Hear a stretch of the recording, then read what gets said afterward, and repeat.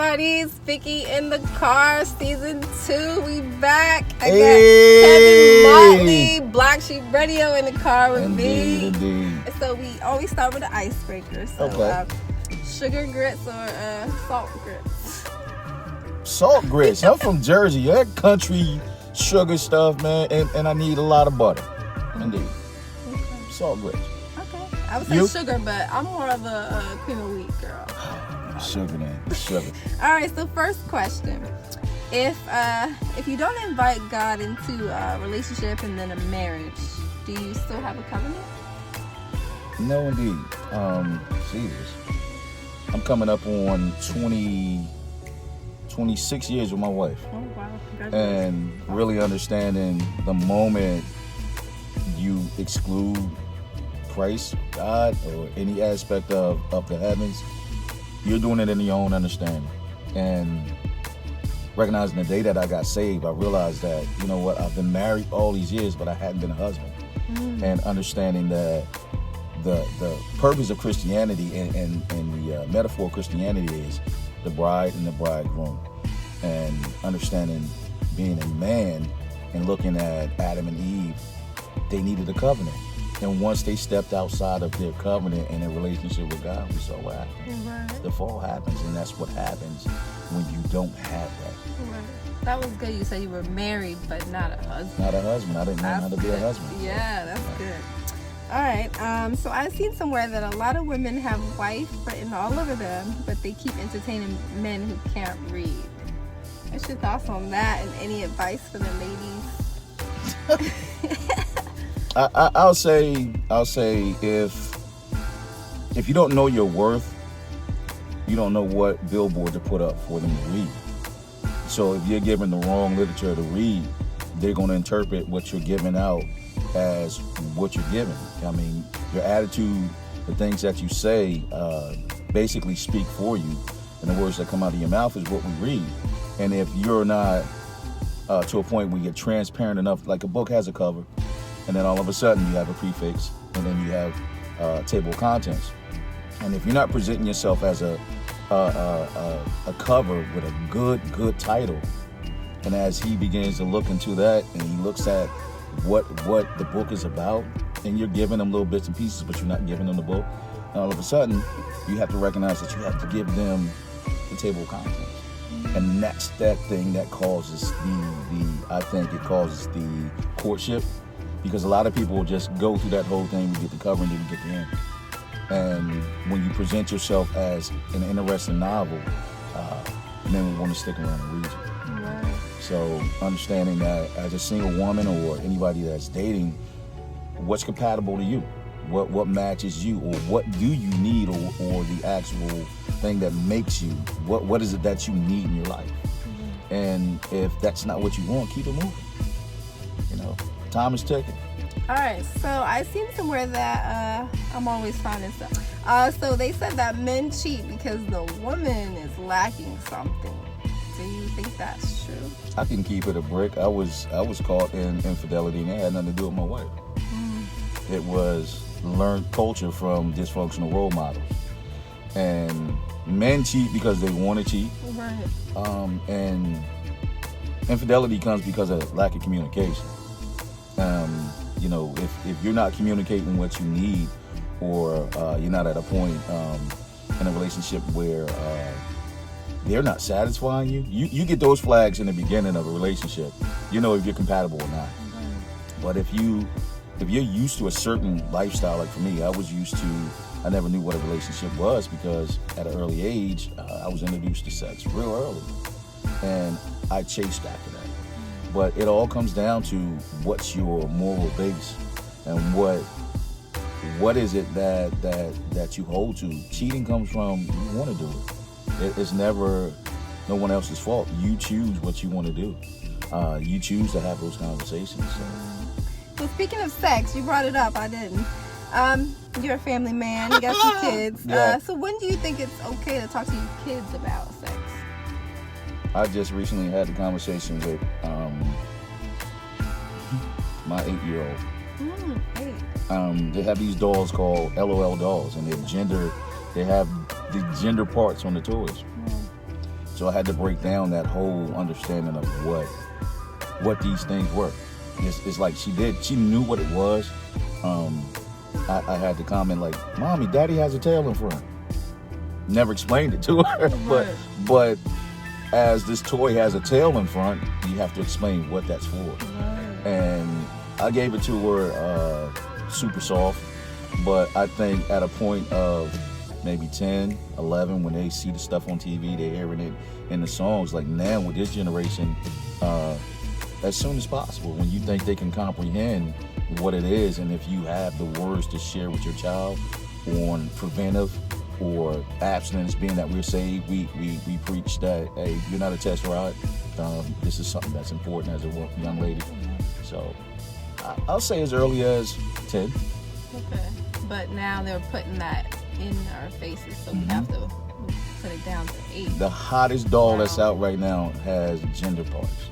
LOL dolls, y'all watch your mommy and daddy. Yeah, because I know in school they teach like 5th graders when they start that whole little conversation. It's there. It's already presented. Just look at television. I mean, this generation, it's right in their face. They can access it from any aspect because there's no gate to what their eyes can see. I mean, they're chasing that generation to destroy that seed. Yeah.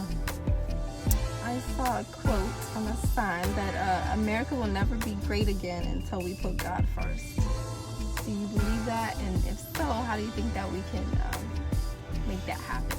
Well, that's a big statement because everybody has different gods. Which God are we talking? You know, and when we begin to understand that there's a principle to who God is, there's a law that God has. Now, America will never be great until we follow that law that God has placed, because money is God, Allah is God, Buddha is God. There's so many aspects of what God is, but there's a law that God has put in place where we even see throughout the Bible that pagan countries, and they followed that law and it worked. Joseph in Egypt, there was a law where they were in poverty, and that law came in to stand, and you know what? Pharaoh used him for his economic. And believe me, I believe a lot of the Egyptians begin to look at Joseph's God. So when they see the example of people following God, that's the major thing. America will be great when they see the example of people living like God told us to be. Yeah. But do you feel that sororities and fraternities, that they're kind of like pledging someone other than God? I know a lot of people, they don't like the whole idea of that, but do you think it's written? I mean, it's a Greek philosophy. It has nothing to do with what book they use. It's the principle. That's just like people saying we shouldn't celebrate Christmas. Well, we can celebrate Christ's birthday, but the Bible has so many red flags about what we do as a tradition. So that is a pagan fraternity. You can have Christian people that saying that they're Christian, but is it following what God says about making oaths and vows and things other than Him? Yeah. So, and belonging to that, I mean, there are rituals that you have to actually partake in to become whatever sorority or fraternity you want to be a part of. So they have laws that if you're not following this law, you're not us. All right, last question. So we've seen that like Christian influencers such as Joel Osteen, Jonathan Nelson, and Michael Todd, to name a few, they support, and they had him come to the church for Sunday service. Kanye, how do you feel about that? And do you think that they had like ulterior motives? I love the ministry. I love what he brings. I think he's like showing a call to arms. He says that the foolish things will be used. The last shall be what? First. The first shall be last. And he's drawing in multitudes of people that most churches can't draw in. And where his morality stands, in media, we're locked into a day later, or we're locked into a time that was recorded. We never understand that in that moment, Kanye is having a conversation with God, or he's in another place. Joel Osteen and all of these guys, we know that it's a motive to it. We want you to come to our church. Right. That's like a friends and family day. Like, why have a day? Why not have your church be friends and family all the time? All the time. So not, let me see let you come so we can show them what we can do. But the Lord says, go ye into the world. And Kanye is going ye. I mean, you have to understand, back in the day, you had these groups, these evangelists that went to churches. If you look at a lot of even look at Little House on the Prairie and those old movies like that, you have these preachers that travel. And I look at Kanye as being that. I mean, he's drawing people and he's picking people to understand, like, it's an urgency. We got to get out here. We're drawing in. And he's using the foolish things, man. He's using songs that I listen to in the world. And it's dope. It's like I'm worshiping to, the song Every Hour is one of the heaviest worship songs that I listen to on the way to work. It's a pick me up. So I think, they may have ulterior motive, but in the same instant, God, he says, man, if you use me, I'll use you. And this is where this statement comes from. He'll tell you if it wasn't good, hey, I never knew you. You did this in my name, and you did that in my name, but I never knew you. Thank you for the show. Right.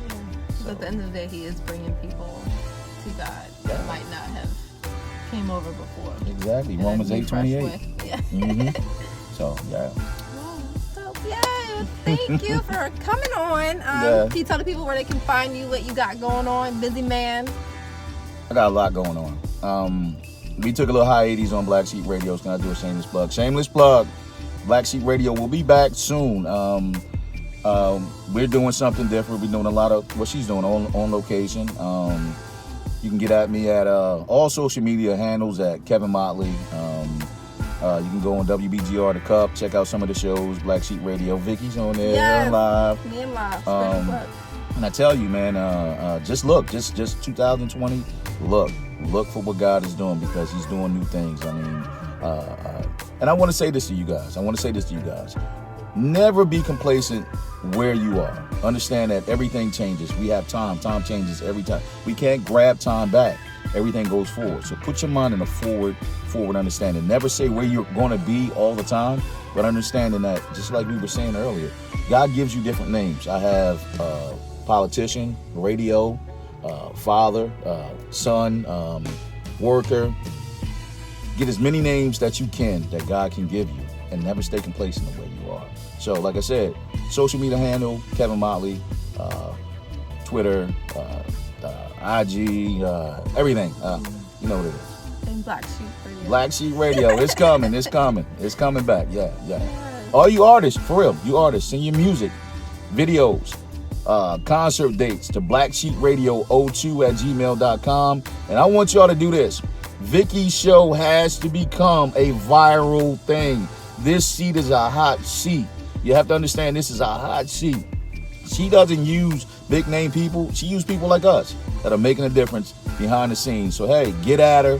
Share this stuff. Go to YouTube. Get at her. Make it happen. She's a wonderful sister. Thank you. Yeah. All right. Thank you, y'all. Stay tuned for the next episode.